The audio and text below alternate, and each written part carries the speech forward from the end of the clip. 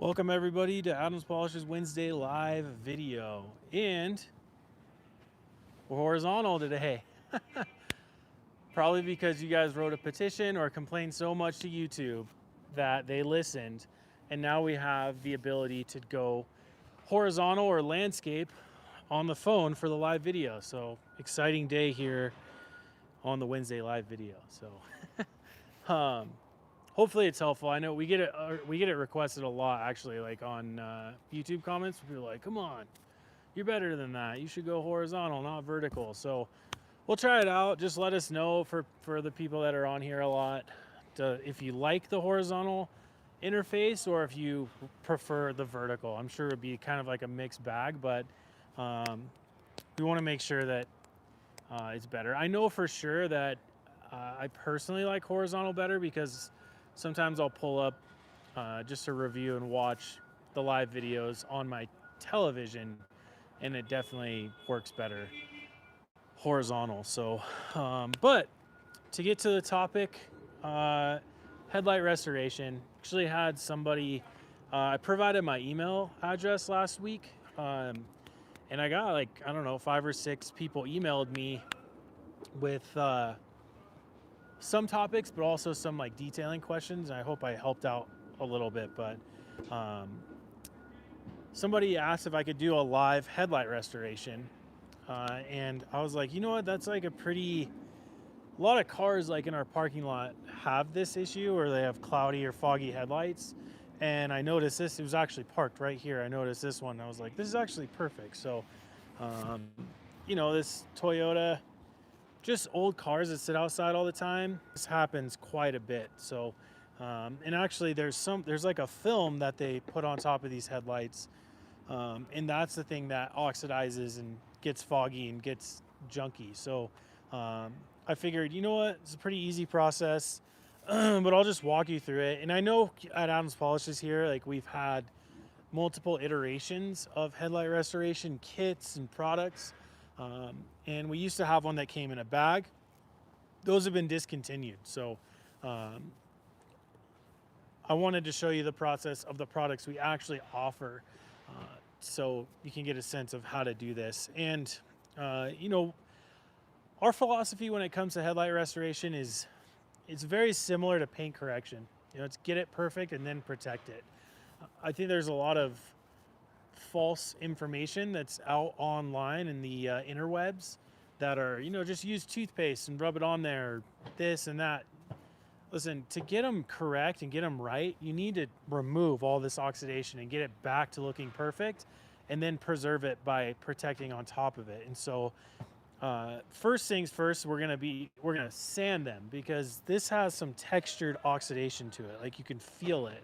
And so we have a scratch remover sanding kit, this guy, that comes with multiple sanding discs with multiple grits of sandpaper. Start with that to remove the texture, and then we will fix the sanding scratches essentially by polishing it with our 12 millimeter SK Pro polisher, a couple pads, compound and polish. That part is the transformation. You'll see these will look brand new again. And then once we do that, then we will once we do that, we'll protect them with the graphene ceramic coating. Rodney says, thank you so much for doing a headlight restoration, and 4 other people say that horizontal is better. Oh, good, okay. Well, you're welcome, Rodney, on the headlight restoration topic. And everybody else, thank goodness that YouTube has updated their interface to be able to go landscape or horizontal. So Chris is struggling, you guys. The gimbal just quit. We use a gimbal to make it stable, and it quit. So if it feels like you're on a cruise ship or a boat right now, that's because our gimbal has failed. So Chris is gonna have to manage that here for a second. But I'll also say, I think today is the last day of our pumpkin spice sale. So if you haven't capitalized on it or gotten what you needed, today's the last day for that. Obviously, like, the products will still be available, but probably more at like full price. We have some other cool stuff coming up. Everybody who attended the tent sale, thank you for coming. I hope you got some cool stuff. trying to think what else we have. We have a new product coming out here in about a week or so, which we're pretty excited about. So look out for that. And we're currently working on our Black Friday product offering and limited edition stuff right now too. So got a lot of stuff coming up here in the next few months. I mean, this is the time for Adams Polishes. It gets really busy. There's a few shows happening. Barrett-Jackson, they're doing a fall Barrett-Jackson in Scottsdale this year. They usually do it somewhere else, but this year they're actually doing it in Scottsdale. So if you're in that area, go check out the cars. Also, our Arizona store is very close to Westworld, right off Shea Boulevard on the west side, I think. So make sure you go check out the store. But yeah, I mean, car shows. We also have SEMA coming up, and then jump right into holiday season. I can't believe it's already that time of year. I mean, we're talking about here in Colorado, a lot of the leaves are changing. So that's like a great indicator of harsh weather's right around the corner. So it's coming right up. Let me stop BSing and I'll get into the process. So like I was saying, first step to this is sanding. So in our sanding kit, we have 3 different grits of sandpaper that contain multiple discs. So when you open this up, first thing you're gonna have this handle like that, has a hook and loop backing plate. Then you pull out the next bag, it has all the sandpaper in it, and then at the very bottom it has this thing called an interface pad. So the interface pad, the side that says Kovacs, made in Japan, goes onto the handle. I like to get it nice and centered.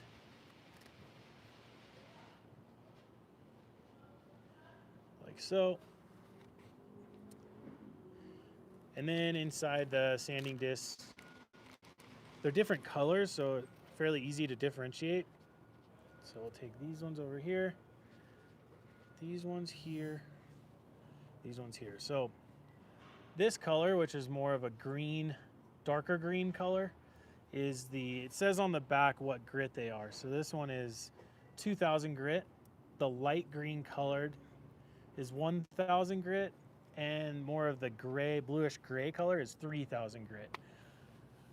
Now, I will say on headlights like this, there's a little bit of texture. Some headlights will have more texture than others. That means that when you feel it, it feels really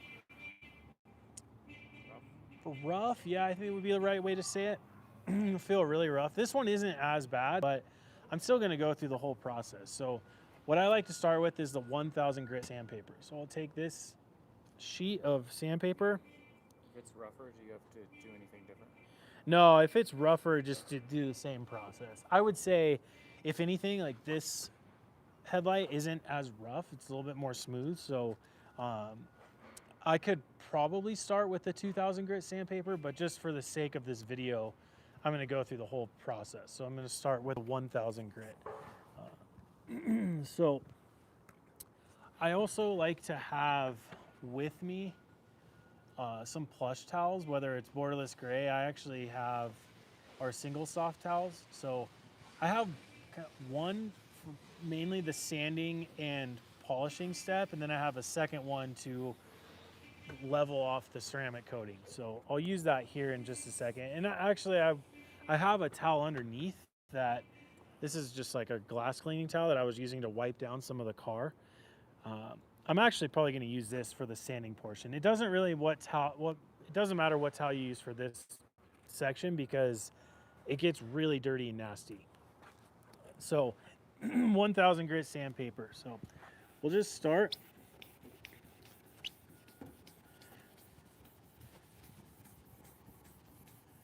And when you start doing this process, if the headlight is rough, the purpose of the 1000 grit sandpaper is to really knock down the roughness of the oxidation. So go over this. Now I would say that you can tape off these sections so you don't hit the paint. What I like to do is when I'm in the big broad surface, I'll just hold the handle as normal. But when I get over to the edge where it meets the paint, I put my finger on the edge of the sandpaper so I know exactly where I am, so I don't actually overlap onto the paint. Wendy And wants to know how you know when the sandpaper's done for. how you know when the sandpaper's done for? I'm going to talk about that here in just a second, Miss Wendy. That's okay. That's a good question. So as you can see, I have a ton of the oxidations coming off, and it's very yellow. And if you look at the pad, it looks overloaded. So the reason why I was talking about earlier to have kind of a junky towel is you can take the towel and you brush the residue from that you're sanding off of the headlight. So it brings back the sandpaper itself. When it gets overloaded with the oxidation from the headlight, it's going to glide on the surface and the grit of sandpaper is not really going to work. So that's why I tend to keep a junky towel near me. So once I wipe it off and I keep going, I'm back to using the sandpaper at full strength so I can keep continuing with the sanding portion. And what I'm really looking for during this, you can actually see sort of underneath, like I'll wipe this off for a second. You can see it's starting to become more even.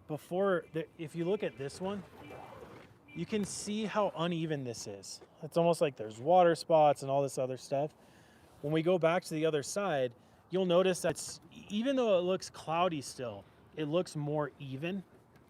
And that's really what I'm going for, because with the sandpaper, I'm trying to even this out the best I can. And then we step down on the grits of the sandpaper, which is going to make the sanding scratches less, or a little bit less deep, I guess you could say. And then when you go to the polishing, compounding and polishing step, it's going to be very easy to correct. So just going to keep going again, just taking my towel, wipe out the sandpaper. Wasn't a question, but a comment. When you were talking about events, Jose Vargas said that we put it on the calendar because he'll be retiring from military service in 12 days. Oh, really? Yep. Oh, Jose, man. First off, Jose, thank you for your service. But just everybody on here, I'm sure you can see the comment, but Jose's retiring from military service. So, dude, that's a big deal, man. You know, we have so much respect and gratitude towards our service members. Just such an important aspect that makes America what it is. So thank you, Jose, for everything you've done for us. You know, what Jose has done for our country allows us to go on YouTube with no regulation or anything, and the fact that I can even clean cars is my job. So, you know, that's such a big deal. So thank you very much. He says, you're very welcome, guys. 26 years total. 26 years. Wow. Incredible, right? That's amazing.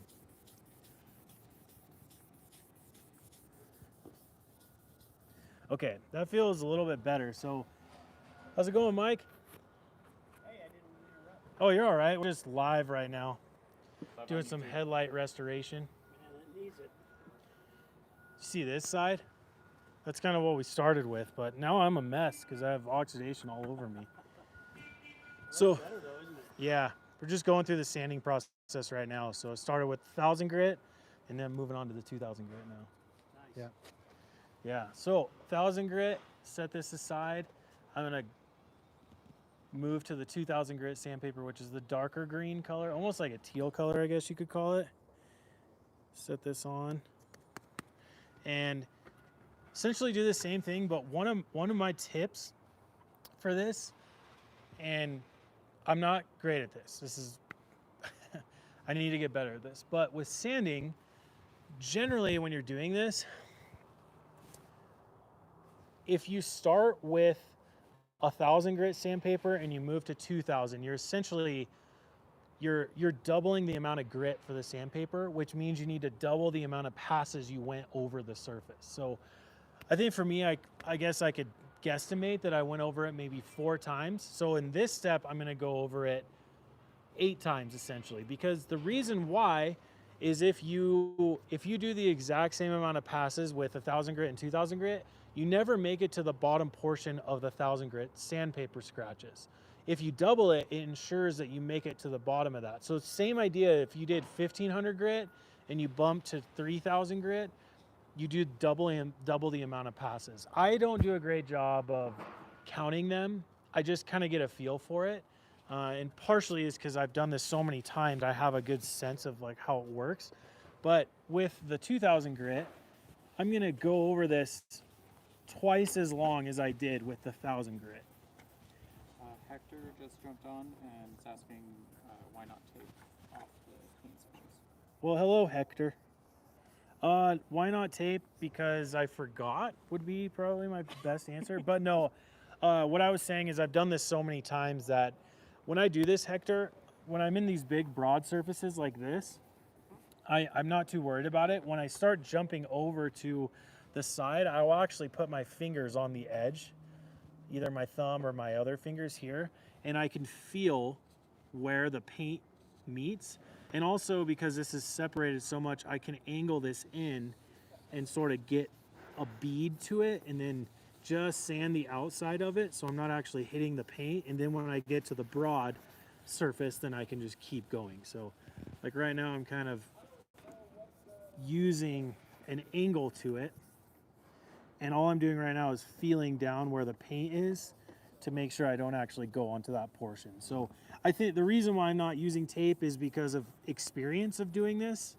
But I would say that for everyone here watching and doing this at home, you know, the extra step of putting tape onto the car is a good option to do because it just ensures that you're not going to hit the sandpaper onto the paint.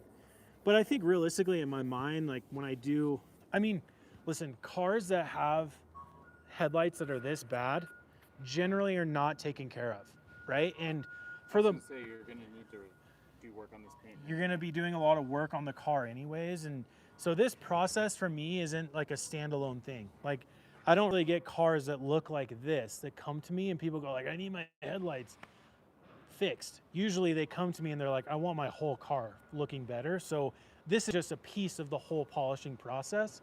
So even if I get a few sanding marks on the edge of the paint, I would, in a realistic setting, I would end up correcting that anyways on the whole car. So I tend to not use sandpaper when I do this process, just because, you know, there's a lot more work to be done than just correcting the headlights. But you know, if you're a professional detailing shop and you're offering this service to people and you're only doing the headlights, then I would recommend taping it off if it's the only part of the process that you're going to be doing. So I hope that's a good enough explanation. So I feel like I've done a decent amount, but I'm just going to go just to make sure that I'm doing it the correct amount of times. I'm just gonna go one more round on this, but it's getting a lot more smooth. Like my sandpaper's gliding really easy, which is telling me that I've cut through all of the textured oxidation so far. It also sounds quieter. Yeah, yep. And it actually, the interesting thing is, even after I do this 3000 grit, it will even look almost a little bit more clear than when I started. Still a little bit hazy, like cloudy, but more clear. And actually, I don't know if you could tell from looking at both sides, a lot of the yellow oxidation from the driver's side headlight, the yellow tint is gone, whereas this other side that's oxidized still has very much like a yellow tint to it. So I'm done with the 2000 grit. And actually to continue on with Wendy's question about when do you know when the sandpaper's done, part of it is you can feel it. So this sanding kit that we offer, this scratch remover sanding kit, it comes with sandpaper that was manufactured in Japan because it's by far the best option for sandpaper. The reason why is the sandpaper that they use, the way they make these, it's Kovacs is what it's called. It's a ceramic type of sandpaper. And the reason for that, which a lot of automotive sandpaper is like that, especially the good ones, or I mean like clay / ceramic type of, but essentially when you're using it, the sandpaper on the actual piece of the sandpaper pad or the sandpaper sheet will break down as you use it. So you're just not always super, super aggressive every time you use it. It refines as you use it. And the fact that it does that makes your polishing step easy at the end. So that was a big factor of when we were developing to have a sandpaper kit. We could have easily sourced some crappy sandpaper from overseas or wherever. But we went through maybe 5 different manufacturers of it, and this one was the best by far. And we actually, our margins are really high because we wanted something that worked really well. So this Kovacs system from Japan is by far, as far as hand sanding goes, is by far like the best sandpaper that you can get. So, but Wendy, after you've been doing this, or even on paint, you can feel the sandpaper almost feel perfectly smooth, no grit to it, and that means the actual sanding component has broken down all the way to where you would need to switch. And you can actually tell, like when you're sanding on certain things, it's almost like it's not doing very much. It's because the ceramic or clay that the sandpaper is made out of has broken down so much. So if you need to get more aggressive, you can either bump up to your grit, or you just grab a new disc of the 2000 grit sandpaper. So it's it's similar to our polishing compound where it has a diminishing abrasive? Yeah, diminishing abrasive. It's not the same thing, but it's like the same concept, I guess. Yeah. I meant, similar concept. Yeah. Exact same physical thing. So I grabbed the 3000 sheet of the sandpaper, and then I'm gonna, same thing. Now this one is gonna feel real smooth. 3000 grit sandpaper is not aggressive really at all, but really all I'm trying to do with the 3000 grit sandpaper is I'm trying to get it to a point where my polishing and compounding step's gonna be a lot easier. Wendy says, got it, thanks.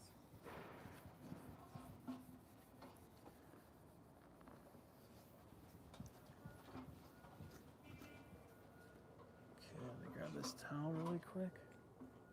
Bobby says you want to use water with 3000 grit. You want to address wet versus dry? Yeah, you can do wet sanding. This is a dry sanding system, so I don't use water when I do it. Just make sure you have the towel with you so you can wipe the residue out of the thing. But you can do wet sanding for sure. It's just this particular kit wasn't designed that way. No, it's not. And to be honest with you, Bobby, I don't have a lot of experience with wet sanding. All the sandpaper that I've been introduced to here at Adams Polishes has been a dry sanding kit. And actually this Kovacs system, a guy in 2015 brought this to us, and we were just not ready to bring it to market to our consumers. So we sat on it for a really long time, but I think it was last year or the year before was when we really felt like we needed it. And mainly the reason why we brought it to market was because it's one of the best ways to be able to fix super deep scratches. And so that was our main purpose of bringing it to market. But because our headlight restoration kits have been discontinued, and for good reason, they weren't all that effective. They were like okay, but I've actually been using the scratch remover sanding kit more for headlight restoration than I have for really anything else, because it's fairly common with older cars on the road to have junky headlights. And so this is the scratch remover sanding kit for me is essential to this process. I would not restore a headlight without sanding it first. Ken Wilson says, I got my truck back from the body shop last Friday. I'm going to ceramic coat it on the part that they repaired and painted. Do you think I would only need to polish that section? Well, first off, hi Ken, good to see you again. I'm glad you made it back safe, and I'm sorry that... So Ken Wilson was here a few weeks ago. We did a live with him, and then he went to a Colorado Rockies game. He stayed near the Rocky Stadium. Somebody did a hit and run on his car and smashed his bumper in. So Oh, he I didn't hear that. That's crazy. yeah, so he ended up driving all the way back to California. It sounds like he got it fixed, and now he's at the point of making sure that's protected with everything else. So Ken, what I would say is that I would, if the appearance of it looks great and there's no swirl marks or scratches in it, then, you know, I think you could just pretty much ceramic coat straight over it. But if you, Dan just said it's good to wait 60 to 90 days before protecting on fresh paint. yeah, paint has to off gas. So you don't want to put anything on top of it where it can't do that. So, you know, wait 2 months to maybe 3 months to do it. I think 60 days is enough. But yeah, Ken, I would wait. I would maybe a couple months before you do it. And by the way, Ken, you live in Southern California where the weather is perfect all the time. So you don't have to worry too much about it. But yeah, I would wait. And then when you get to that point where you're going to do that process, then look at the what I would say is, if you have swirl marks, or if you have swirl marks on your paint, but not on your bumper, then you could ceramic coat over it because you can always correct the scratches on there. But you want your bumper to be consistent with the rest of your car. So whether you're gonna do the whole car, polishing it, and then ceramic coat everything, you can wait to do that. Or you could just, if your bumper is perfect, there's no scratches in it, just ceramic coat straight over it. Like, try to reduce the amount of work that you're gonna have to do. I would only polish it if there's damage on the bumper, which I don't think there should be too much. Dan said ask the body shop, they might have baked it, and then Ken replied they recommended 30 days. Okay, yeah, so wait a month, and then wait a month, get a flashlight, make sure you check it. Like after the live, I showed Ken how to do some polishing. So just kind of go through that same process, Ken. Like, check the paint. If it looks good, then just ceramic coat straight over it. I wouldn't. Don't feel like you have to polish it. Only polish it if you feel like you need to correct the paint a little bit. So, okay, so let's look at the difference now. I mean, as you can see, as I go through every step of higher grit that I go, it makes the headlight more clear. And so after you've gone through and sanded it with all 3 sets of sandpaper, then I'm going to take, just have to brush this pad out really quick. Why are you doing that? I'm brushing this pad out. So I grabbed a microfiber compounding pad. So it says compound on the back. And this is an older pad. So you can see it like looks blue kind of. So this has been previously used and it hasn't been cleaned yet, meaning it hasn't been talent pad revitalizer. They haven't used it on this product or soaked in water. So there was still some compound in there that has since been dried out. And so I took my pad conditioning brush, I turned the machine on and I set the brush on top. And what that does is it brushes out all of the dry compound that's in there. So now, even though it's blue, I have essentially a fresh microfiber pad now. And compound, you don't need very much for this, so I do a thin X on my pad. Mark Russell says, hi Joe, are you using the microfiber pad because those headlights are so bad, or is that the pad you should use rather than the blue pad in general? So Mark asked, am I using the microfiber pad because the headlights are so bad, or is that what you use normally? I would say I use the microfiber pad normally for headlights because I'm getting out the sanding marks, not Mark's Dressel, but I'm getting out the sanding marks or sanding scratches from the work that I did with the sandpaper, and the microfiber pad does that more efficiently. So that's why I tend to use the microfiber pad. And it does it efficiently and effectively. So the blue pad I could probably get away with, but I'd probably have to go over this multiple passes. Whereas the microfiber pad, it's gonna correct it a lot better, a lot more efficiently.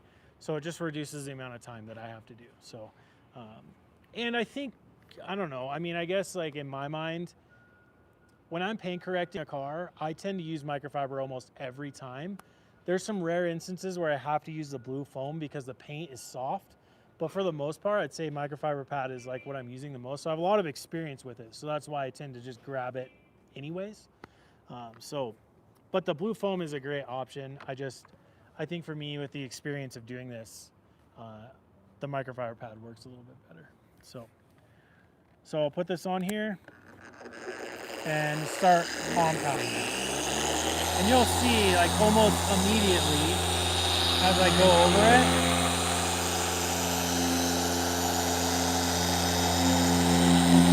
the compound and microfiber pad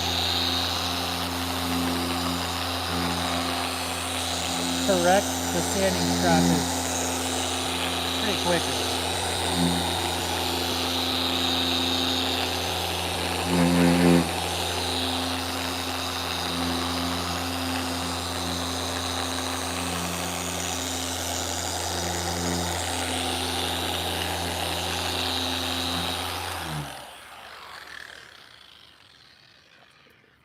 So the reason why it's so easy to correct it like that is because of going through each step of the sanding process.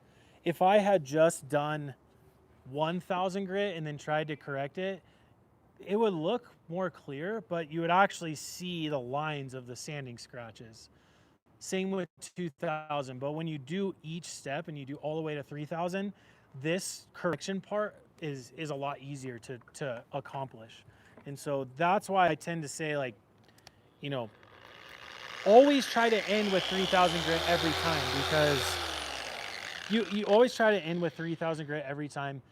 No matter if you started with 3000, no matter if you started with 2000, no matter if you started with 1000. So if you start with 1000, bump to 2000, bump to 3000, then compound and polish. If you start with 2000, then go to 3000, then compound and polish. Just always end with 3000. You don't always have to start at 1000 or 2000. You can start at 3000, but you always want to end there. So we just got to finish correcting this.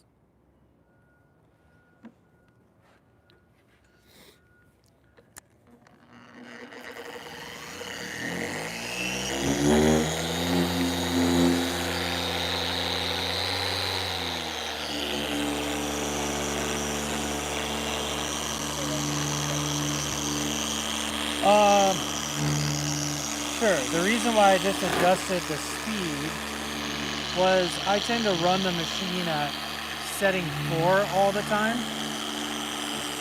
And it was actually set, maybe accidentally when I set it down, it got set to setting 5. So I just want to make sure that I'm doing this on the correct, not correct, but the setting 4, which is my baseline. I always start on setting 4 and then I can always bump up from there, but I like to start on setting 4 no matter what.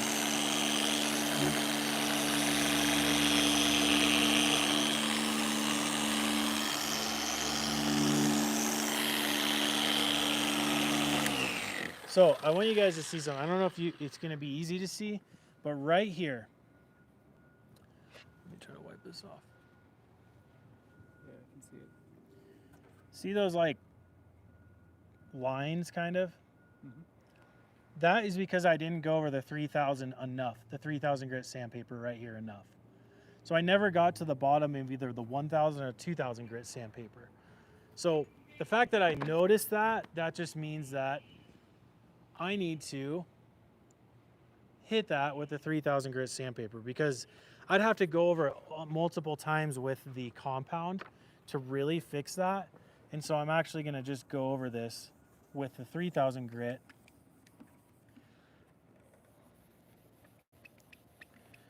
I need to do it, I don't know, a few different passes. I'm trying to get to the bottom of it.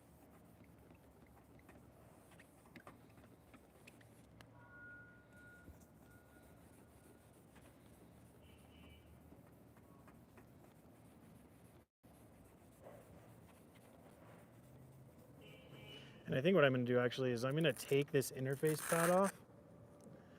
I'll set my handle aside, and I can get my finger in here a little bit easier, and then I'll just keep going.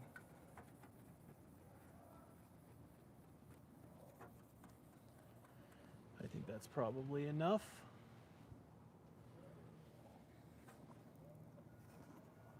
Wipe that off, and then keep going with my compounding stone.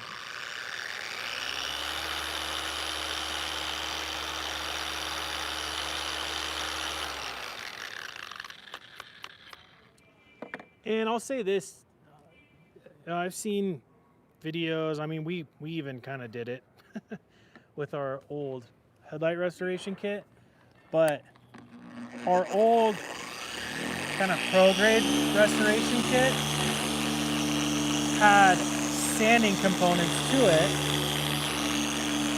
And then once you were done sanding, we just said, oh, just throw the graphene ceramic coating on there. We'll fill in all the scratches. And, you know, fills in all the scratches and it will look perfect. I agree, but to me, it never felt right. Like, it did okay, but like once the ceramic coating wore off, then you were kind of back to you know, scratches on your headlight. For me, correcting it first with doing this sanding, and then the polishing step to me is an essential part to doing this process. So always make sure, like, it's fine to sand it, but don't rely on something to fill in those scratches. Correct it first with a polisher, and then put the ceramic coating on top.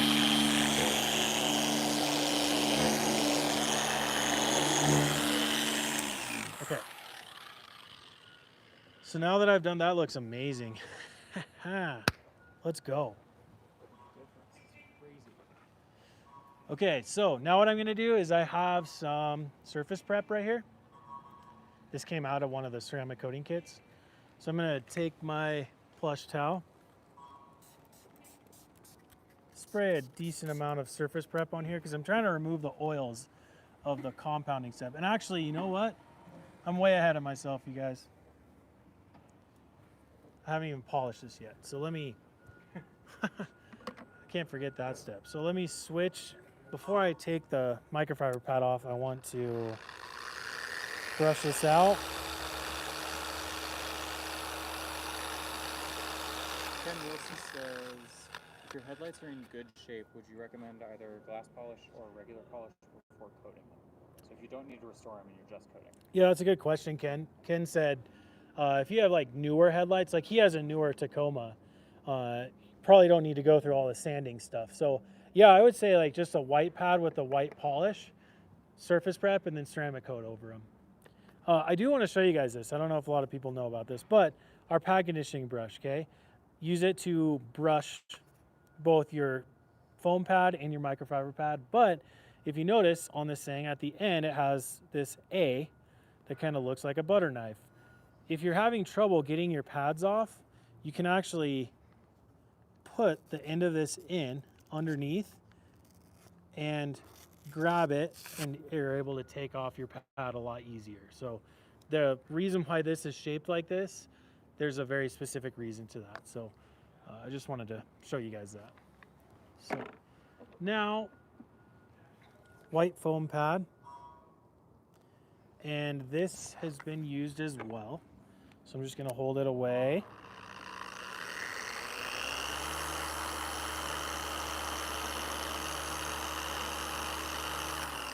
And brush this a little bit. Just in case somebody's curious, we're reusing these pads. How do you know when a pad's too old and you can't reuse it anymore?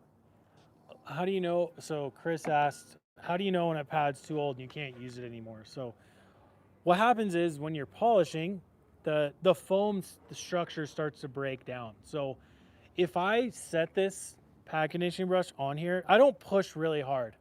I just kind of set it just so I can get it into the foam or the fibers of the microfiber.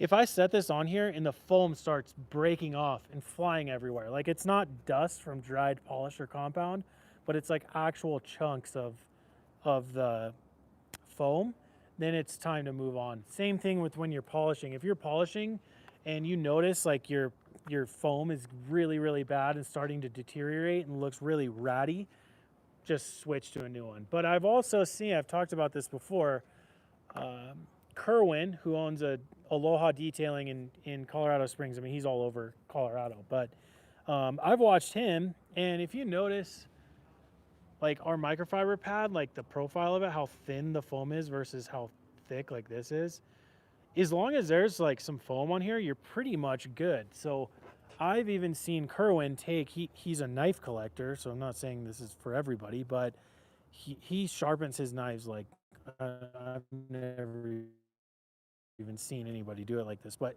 we were at Hot August Nights one year. He was polishing, and his pad was like really junky on top. And I was like, "Oh man, you need to switch your pad." And he was like, "No, brother." And he like pulled out his pocket knife. He flipped it open, and he just went shoo, and he cut like a perfect layer of the foam off the top section of his pad, and he just kept using it. And he had pads that were like way down here.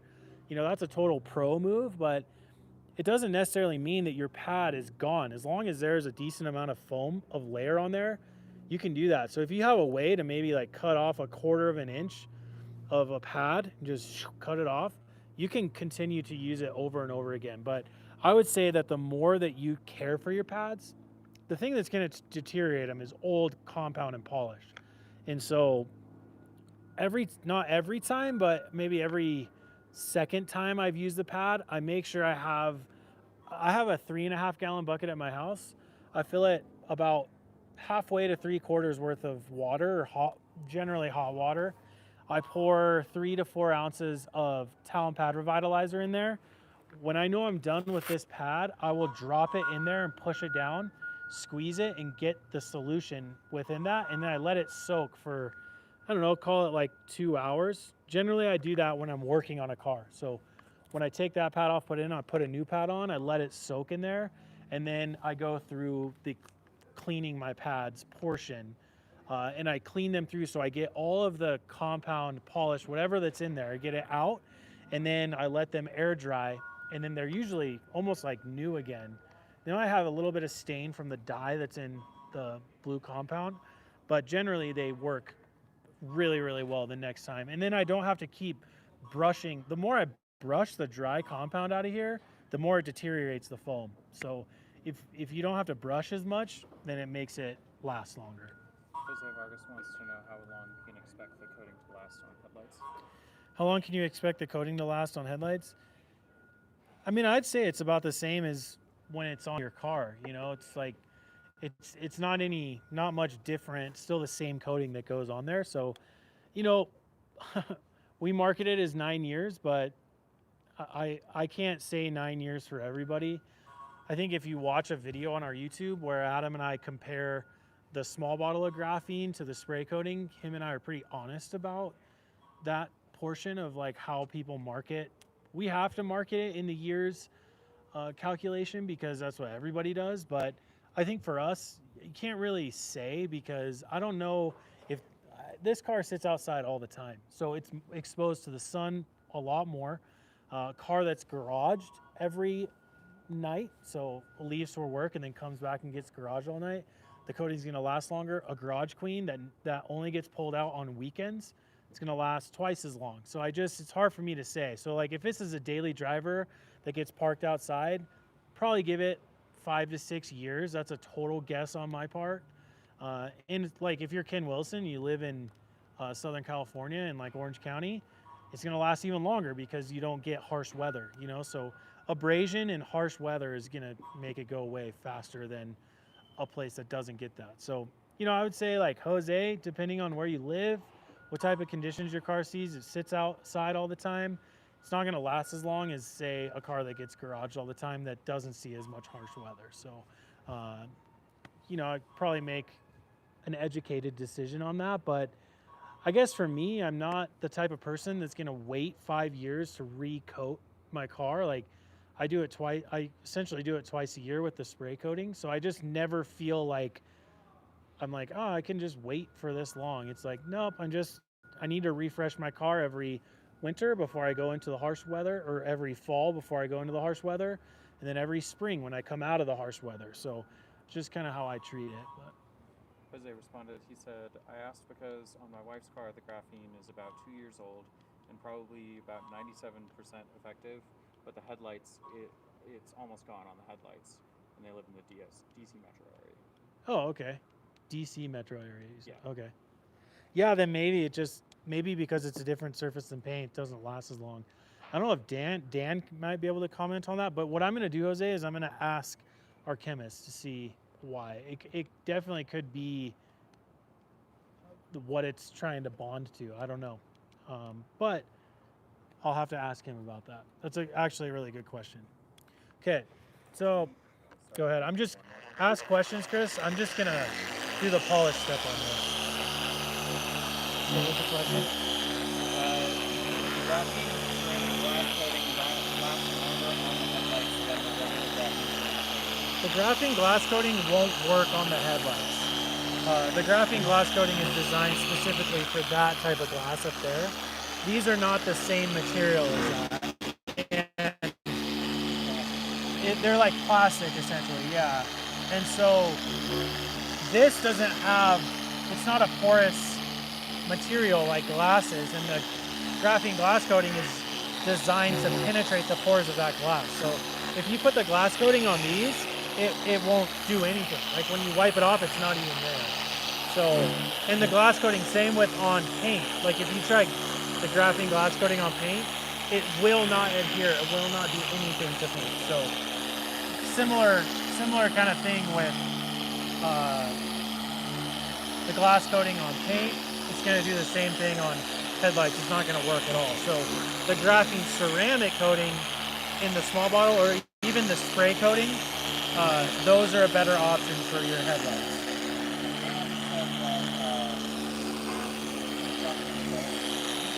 Headlights get very hot, and the polycarbonate lens may not absorb the coating as well. So it could be the heat as well. Yeah, the heat from the headlights and the polycarbonate, that is what it's made out of. So,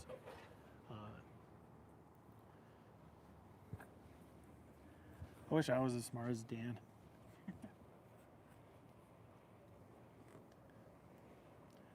Okay, that looks a lot better, and I gotta do the spray surface prep again. So spray surface prep on here. Remind me what the purpose of that is. Surface prep removes any of the oils left behind from compounding and polishing. So I want to make sure when I put the graphene ceramic coating on here, that is going on to the polycarbonate and not, mixing with the oils of the compound or polish. So surface prep is both a alcohol spray as well as some surfactants in there. Surfactants mean like soap. So it really pulls whatever's on the surface away. So when I do the graphene ceramic coating, it goes onto the actual surface and there isn't any leftover residue on there. Troy wants to know if you can use graphene glass coating or graphene regular coating on cameras on the car, like your backup camera. Oh, that's a good question, Troy, right? Troy, my answer is I'm not sure, but I know for sure I have just used the graphene ceramic coating on those cameras. So I just don't know necessarily what they're made out of. And I think longevity wise, again, this is something we talked about last week with the graphene ceramic glass coating. The graphene ceramic glass coating works amazing on the glass of your car that has an abrading mechanism. So wiper blades, both on the front and the back. You want the glass coating on those, okay? Because if you put this on those will actually abrade this away faster than when the graphene glass coating's on there. So I will actually, generally when I do a car like this, it has a rear wiper blade and front wiper blades. I'll put the graphene ceramic glass coating on those, and then like on the side glass, I'll put this on there as I graphene ceramic coat the rest of the car. So because your camera lenses, your backup camera lens, your front parking camera lens, or like if it's a Tesla, you have them like on every inch of your car, I would just put this on there because there is no wiper blade system to abrade that away. It's just going to protect it for a longer period of time. and it's going to make it hydrophobic. So if water gets on there, then it's going to make it fall off easier. So my recommendation would be the graphene ceramic coating versus the glass coating. Dan just commented agreeing with you. Okay. So I just want to make sure and take this is the advanced graphene ceramic coating. I'm going to shake this a lot. And then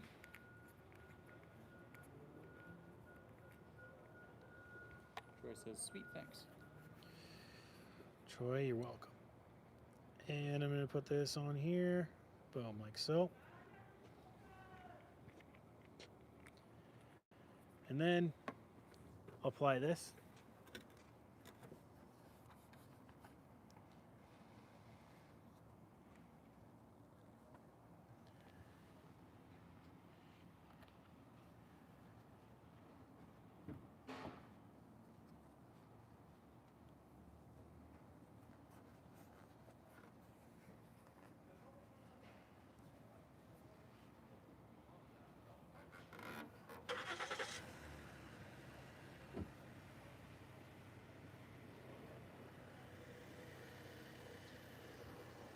Might even just add, it's kind of hot out here, so drying a little bit quicker than I expected, so I'm just going to do a little bit extra on there.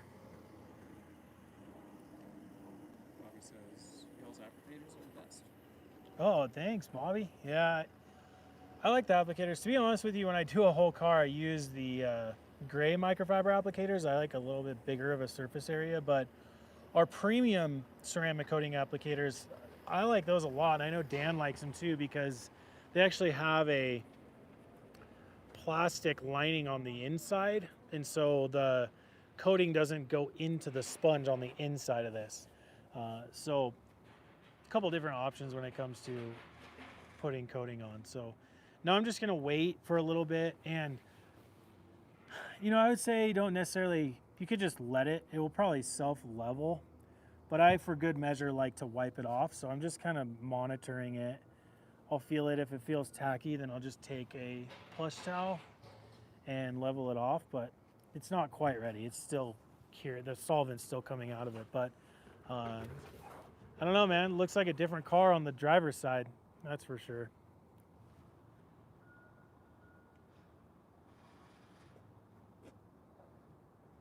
Now it's more of a spotlight than like a diffused fill light, you know? Yeah. That's my camera lighting nerd comment. Yeah, it looks a lot better. It'll be easier to see at night, Yeah. hopefully. Yeah, I hope going through the process is helpful. I mean, here's the thing, and I probably should have shown this, but you know, not everybody has the polisher. I think maybe a lot of people watching this have the polisher. That's an essential tool. Like the polishing step to me is an essential piece of the process to get your headlights. Like we want to correct them before we protect them. And so we actually, on our website, I don't know, Dan might be able to link this in the comments, but we have a detachable backing plate that can go on your drill. So just take your drill bit out, you put this backing plate on, and it's the same size as the backing plate on the SK Mini, the 12 millimeter polisher. Essentially turns your drill into a rotary buffer. And so you can actually do that same thing, use the compound. I would say if you're doing it with the rotary buffer, the blue foam pad is better because it circulates more air through it. So it keeps it a little bit more cool. But you really, I would say if you're gonna do that, tape off the section because you don't want buffer halos on your paint. But essentially put that on, and then same amount of compound and polish. Make sure you spread it out so it doesn't sling everywhere. And you can do the correction portion after sanding with just that backing plate that goes onto your standard drill. So that's another option, and I probably should have shown that today. I just, to be honest with you, it's impossible to find a drill and in the offices anywhere. It like gets taken around so much. But that is a great option for doing the polishing and compounding step. Wendy says, Oh, will yeah. you use the new sandpaper on the mini polisher? Can you use the sandpaper on the mini polisher? You can actually. I tend to not do it. I tend to not do it on headlights because you just run the risk of going onto the paint. You know, I would say like you could do that, Wendy, as long as you tape off the paint, like where the headlight meets the paint. But to be honest with you, I've used this. I set it up just like this. So I'll take the interface pad and put it onto the polisher like this. And then I'll take my sandpaper. Generally, I don't go to 1000. I stick to 2000 or 3000. And I'll set this on here. But the one thing you got to make sure and do is turn your machine to either setting 1 or setting 2. And when I do this, because this is so much different than polishing, because you're essentially expediting the correction process because the sandpaper is way more aggressive than compound. And so what I will do is actually I'll hold it with one hand, because the idea with sanding with the machine is you want it to be very even. And actually sanding by hand makes it more even, or sanding by machine makes it more even than when you sand by hand. And so I'll put this on setting 1 or 2. I tend to do just setting 1. Turn this on and hold it with one hand right over the thing, and it's just the weight of the polisher. I don't put any pressure whatsoever, and then it's just a matter of keeping it as still as possible and going over it. Maybe 2 passes only, that's it. And then you can just take this off and move to the compounding and polishing step. But generally, the reason why I do that is not to remove deep scratches. I sand with a machine to level off orange peel, things like that. And that is not a common type of thing that people do. And the reason why you would end up doing that is, let's say that, and actually I'll give you a very specific example. I have a 2008 4Runner. My rear door, my rear hatch of my 4Runner started rusting right in the middle of the door. And so I found a guy on Facebook Marketplace. He had an extra door because he was like building a pre-runner 2008 4Runner, same year, same color as mine. And so I went and picked up the door from him. I switched doors. So I have this new door on my 4Runner. The rest of my car is perfectly flat paint because it's single stage paint. There's no orange peel on it whatsoever. My new rear door has orange peel everywhere because it was clear coated and painted. And so what I did is I noticed that, and I'm like, okay, well, it's pretty obvious that I got a different door because the consistency of the paint is not the same as the rest of the body.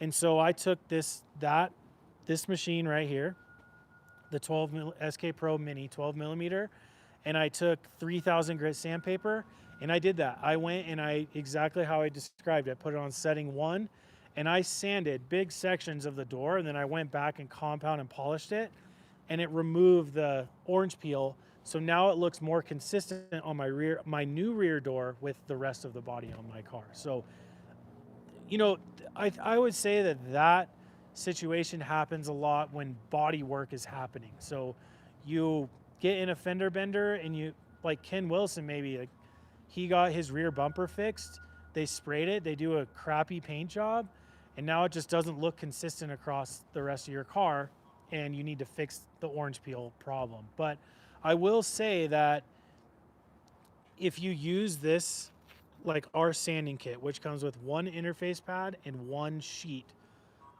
this system right here will remove orange peel 100%, okay? There are other sanding systems on the market. Rupes is one of them, that you can buy sandpaper like this that's already attached to a foam piece.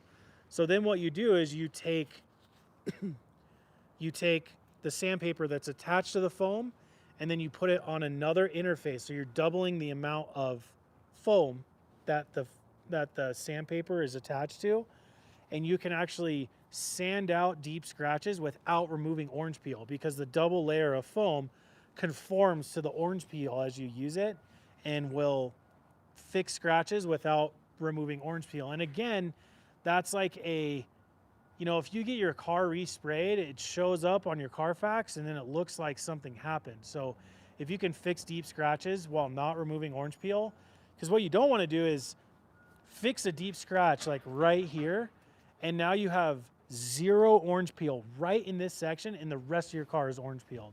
It just, it's very obvious of what happened, right? So having the ability to sand deep scratches without removing orange peel is very important. And Rupes, I actually went to one of their it was like a sanding, rotary, and orbital class. It was like a 3-day class, and they taught us about that. And so it was really cool to be able to go through that process and do that. So I haven't had to really do that. I've been mainly using the techniques they taught me to sand out orange peel to match my car. Mainly is the only one I've done. But it's pretty interesting technology and process. So I know that's like a very long-winded answer, but it sparks conversation, which I think is really cool. So Wendy always has good questions too. Well, there you guys go. Kind of right on time. So unfortunately, I got to fix the other side. I can't send this guy out of here with one good headlight and one bad one. So I'll go and do the process on this other side. But I hope going through the process was informative. You know, I think for me, this process of sanding, compound and polish, and then graphene ceramic coating is just, it's a proven thing. I've done it so many times, and you can even ask Chris. We had a car here that we were doing carpet extracting on, and her headlights were really bad. And I was like, let's just shoot a quick social video. So I think the second reel that shows up on our Instagram right now is essentially what we just did here on a different car. So it's just a process I've been doing for a while that I think it's proven to work, because again, you know, I want to correct this before I protect it. You know, I want to put the graphene ceramic coating on something that already looks good. So that sanding and compounding and polishing step to me is very essential to this. And then, you know, the graphene ceramic coating is a tool it's a long lasting protection that's going to be very durable. And so that's why I think, you know, the scratch remover sanding kit, and then either the 12 millimeter polisher or that detachable 4-inch backing plate, those are the best options to get this perfect and then protecting on top of it. So yeah, and I just want to say thank you to everybody that emailed me and commented on last week's video of giving us some ideas for the live video. It's really helpful for us, because I want to make sure that these live videos are doing topics that you guys care about. You know, I don't want to do something that you're like, yeah, I could care less. So just continue to give us ideas. You know, during the live comment section here, you can put ideas on.